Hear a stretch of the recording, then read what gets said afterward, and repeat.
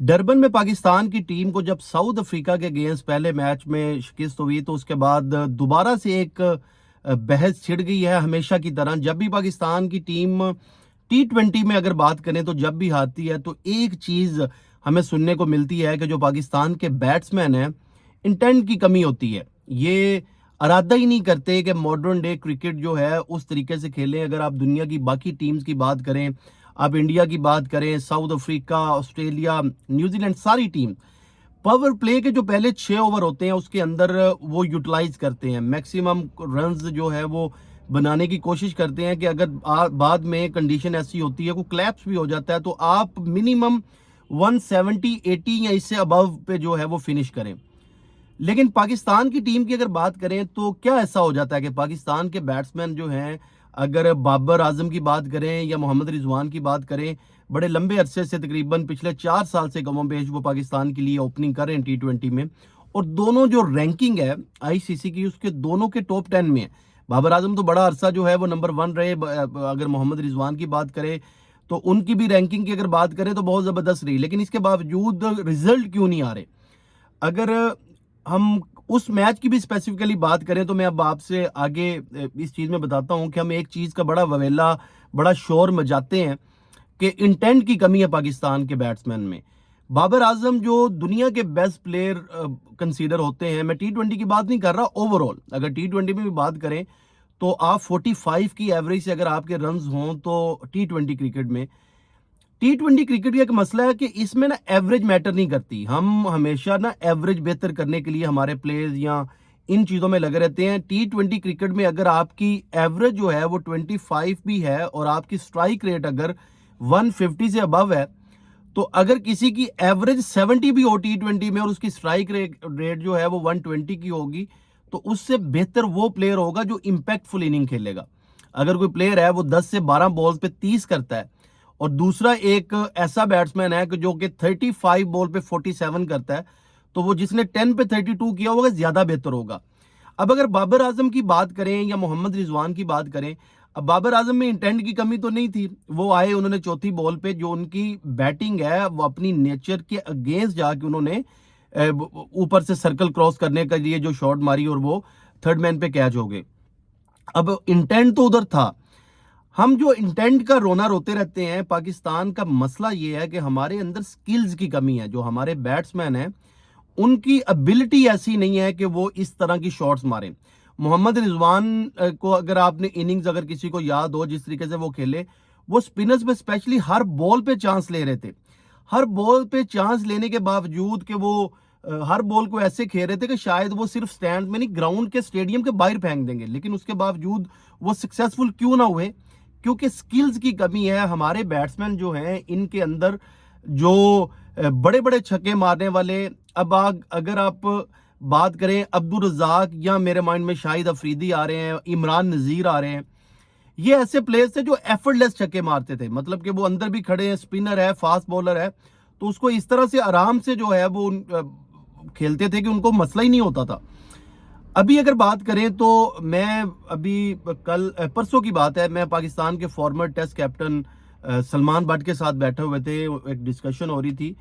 तो एक चीज को लेके ना वो बहुत मीडिया पे, क्योंकि इस टाइम वो सोशल मीडिया पे भी छाए हुए हैं, पाकिस्तान के मेन स्ट्रीम मीडिया पे भी बैठे होते हैं। एक बात उन्होंने बोली कि अगर ये जो प्लेयर्स हैं इनका आप कंपैरिजन करें दुनिया के दूसरे प्लेयर्स से, उसी मैच में डेविड मिलर का आप देखें, उसकी उनकी फिटनेस का लेवल देखें, वो जिम इस तरीके से करते हैं, उनकी जो लोअर बॉडी है वो भी इतना बैलेंस होता है कि मिलर जब खेल रहा था तो वो अपनी बॉडी से अवे भी खेलता था ना, तो जरा भी नहीं लगता था कि उसका बैलेंस आउट हुआ है। वो इतना स्टिल रह के इतना एफर्टलेस वो शॉट्स मार रहा था कि वो जो पावर अंदर से, जो आपकी फिजिकल स्ट्रेंथ है ना, बैट से बॉल निकलना या आपकी फिजिकल स्ट्रेंथ की बात करें तो जिस तरीके की थी, अगर आप रिजवान को देखें तो रिजवान हर बॉल पे ऐसे खेलते हैं कि वो मुंह के बल गिर जाएंगे।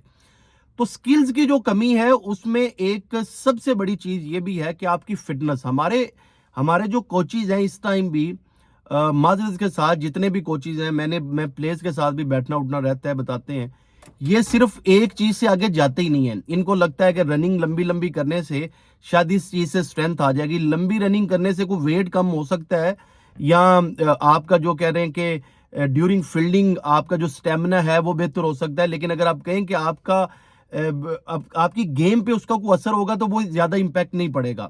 آپ دنیا کے جتنے بھی ابھی آج کرکٹرز دیکھیں، آپ گلین فلپس کی بات کریں، آپ ایون کہ انڈین کرکٹرز وراٹ کوہلی کے بعد جو انہوں نے ایک فٹنس کا سٹینڈرڈ سیٹ کیا آنے والی جنریشن کے لیے، اب آپ ان کے جتنے بھی کرکٹرز کو دیکھتے ہیں اور ان کا ابھی ایون کہ یہ بھی اندازہ لگائیں کہ رشبھ پنت کو اتنا میجر ایکسیڈنٹ ہوا، شاید پوری دنیا یہ سوچ رہی تھی کہ وہ دوبارہ ریکور ہی نہیں کر سکیں گے، اور وہ جس طریقے سے آئے اور اس آئی پی ایل کی آکشن میں وہ دنیا کے مہنگے ترین کرکٹرز، کسی بھی لیگ میں آئی پی ایل میں سب سے زیادہ پیسہ ہوتا ہے، تو ان کو کیوں لیا گیا؟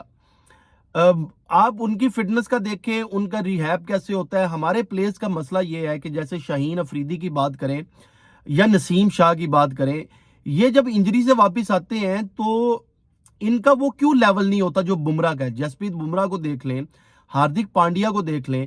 ہاردک پانڈیا کو میں 2018 میں پاکستان انڈیا کا میچ تھا دبئی اسٹیڈیم میں، میں نے لائیو دیکھا. ان کو بیک انجری ہوئی، جس طریقے سے ان کو اٹھا کے لے کے گئے، لگ رہا تھا کہ وہ کبھی کرکٹ میں واپس ہی نہیں آئیں گے. اس کے بعد دیکھیں وہ آتے ہیں اور جس طرح کی پرفارمنسز ہیں، وہ ایک تو اپنے پلیئرز کو یوٹیلائز بڑا اچھا کرتے ہیں. ہمارا مسئلہ یہ ہے کہ ہمارے سینئر پلیئر بریک بھی نہیں لینا چاہتے. انڈیا میں پیسے کی کمی نہیں ہے، انڈیا اپنے پلیئرز پہ اس طرح انویسٹمنٹ کرتا ہے. اب ہاردک پانڈیا اگر پاکستان میں ہوتے تو ابھی تک ان کو فورسفلی جو ہے وہ ٹیسٹ کرکٹ بھی کھلائی جاتی، اور انڈیا ان کو یوٹیلائز کرتا ہے، جدھر ضروری ہوتا ہے ان کو کھلاتا ہے، جدھر ضروری نہیں ہوتا نہیں کھلاتا. یہی کیس جسپریت بمراہ کے لیے. ہمارے جو پلیئرز ہیں ان کے ساتھ ایک ٹریجڈی یہ ہے ہمارے سسٹم کی. میں صرف پلیئرز کو قصوروار نہیں ٹھہراتا اس ساری چیز میں. ہمارے سسٹم میں مسئلہ یہ ہے کہ کسی کو بھی پروپر جو میڈیکل ٹریٹمنٹ ہوتا ہے، جیسے احسان اللہ کی انجری سب سے بڑا ثبوت ہے. احسان اللہ انجرڈ ہوتے ہیں، ان کی ایلبو کی انجری ہوتی ہے، اور ان کو یہ نیم حکیم خطرہ جان کا ٹائپ جو ڈاکٹر ہوتے ہیں ان کے پاس وہ جاتے ہیں اور ان کا غلط سرجری ہو جاتی ہے. ایک آپ کے نا کچھ 10-15 سال میں ایک آدھ بولر ایسا آتا ہے جو 145 سے پلس بولنگ کنسسٹنٹ کرے، اور آخری تو حارث رؤوف کے بعد اگر بات کریں تو ایک ہی بولر احسان اللہ تھا جو 150 کنسسٹنٹ بولنگ کر رہا تھا. اور میں نے دیکھا کہ پاکستان کے جو بڑے بڑے بیٹسمین ہیں ان کو نیچے اتر کے کھیلتے تھے، کیوں کہ ڈر کے، کہ ان کی اتنی جو پروپر ایکسپریس پیس جو تھی وہ ان کے پاس تھی، لیکن ان کی ایلبو کی غلط سرجری کی وجہ سے آج وہ 130 کلومیٹر پر آور پہ بھی بولنگ نہیں کر پا رہے. تو ہمارے سسٹم میں جو مسئلہ ہے، جو ہم ان پہ اوور کم کرنے کی ضرورت ہے. جو ہمارے پلیئرز ہیں ان کو اپنی فٹنس پہ اس طریقے سے کام کرنا ہے جیسے دنیا کے باقی ماڈرن ڈے کرکٹ اس طرح سے کھیلتے ہیں. ان کی آپ فزیکل اپیرنس دیکھیں، ایسے آتے ہیں، ان کے بازو لٹرلی ایسے ہوتے ہیں کہ شرٹ پھٹ رہی ہوتی ہے. اور ہمارے سائم ایوب دیکھیں، اب سائم ایوب نیچرلی سٹرائک، وہ اتنا اچھا مطلب کہ ان کی نیچرلی گیم اتنی اچھی ہے کہ ان کو زیادہ کرنا نہیں پڑتا. جیسے بابر اور رضوان زبردستی جا رہے ہوتے ہیں شارٹس مارنے کے لیے. پاکستان میں اگر دو اس ٹائم میں کہوں یا تیسرا بندہ جو میرے مائنڈ میں آتا ہے جن کو پاکستان کی فرسٹ چوائس T2011 میں ہونا چاہیے، سائم ایوب کو تو انہوں نے اب کھلایا لیکن نمبر 3 پہ کھلا رہے ہیں. حالانکہ سائم ایوب جو ہیں وہ سرکل کے اچھے پلیئر ہیں. بابر یا رضوان میں کسی کو اب اگر ان دونوں کو ہی ٹیم میں رکھنا ہے تو ان کو ایک کو سیکریفائز کرنا چاہیے اور سائم ایوب کو اوپننگ کرنی چاہیے. اس کے بعد جو آپ کا سب سے بیسٹ بیٹسمین ہے وہ ہے فخر زمان. فخر زمان تیسرے نمبر پہ کھیلیں، چوتھے پہ کھیلیں، سب سے بیسٹ چوائس جو ہے وہ فخر زمان ہے. محمد حارث کو آپ جو ہے وہ T20 کا ایشیا کپ ایمرجنگ میں بھی کپتان بنا دیتے ہیں، آپ ڈومیسٹک میں بھی کپتان بنایا ہوا، لیکن ان کو آپ زمبابوے جیسی سیریز میں بھی موقع نہیں دیتے. اب محمد حارث ایسے پلیئر ہیں، وہ اوور کانفیڈنٹ ہیں، ان کے کچھ مسئلے مسائل ایسے رہتے ہیں، لیکن وہ ایسے پلیئر ہیں جو 10-12-13 بال پہ 30-35 کر کے آپ کو دے کے میچ آپ کا بنا کے جا سکتے ہیں. اس کے ایگزامپل پاکستان کا ساؤتھ افریقہ کے اگینسٹ سڈنی میں وہ میچ جس سے پاکستان کی واپسی ہوئی اس ورلڈ کپ میں، اور پاکستان نے 2022 کے ورلڈ کپ کا فائنل بھی کھیلا. تو وہ اننگ ہمیں یاد رکھنی چاہیے، وہ اس طرح کے امپیکٹ چھوڑتے ہیں کہ باقی آنے والے بیٹسمینوں کے لیے ایزی ہو جاتا ہے. تو یہ کچھ چیز ہے کہ جس پہ میں نے اوورال بات کی. ہمارے جو انفارچونیٹلی جو ہمارے تجزیہ کار ہیں جو بات کرتے ہیں کرکٹ پہ، وہ پرابلمز تو بتاتے ہیں، اس کا سلوشن نہیں بتاتے. تو میں صرف اپنا مطلب یہ کوشش کی کہ آپ لوگوں کو بتائیں کہ ایسا نہیں ہے کہ بابر اور رضوان جو ہے وہ چھکے مارنے نہیں جا رہے. وہ چھکا مارنے کی کوشش کرتے ہیں لیکن ان کی سکلز یا ان کی ابیلٹی ہی اتنی ہے کہ وہ اس سے آگے جا نہیں سکتے. تو اسی لیے ہمیں لگتا ہے کہ جو ہمارے ون ڈے کے پلیئر ہیں وہ ٹیسٹ کی طرح کھیل رہے ہیں, T20 کی پلیئرز جو ہیں وہ ODI کی طرح کھیل رہے ہیں.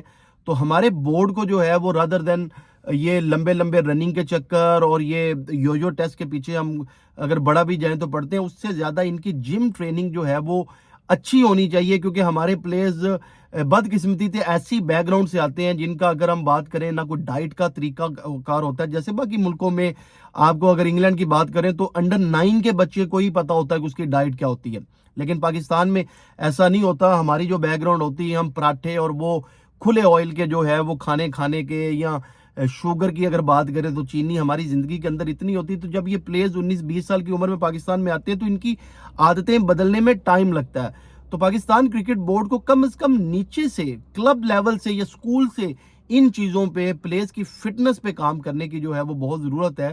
اگر آپ کی فٹنس اچھی ہوئے گی تو پھر ہی آپ کا سکلز لیول جو ہے وہ اتنا اچھا ہوگا کہ آپ دنیا کی باقی ٹیمز کے مقابلے میں آ کے کرکٹ کھیلیں گے.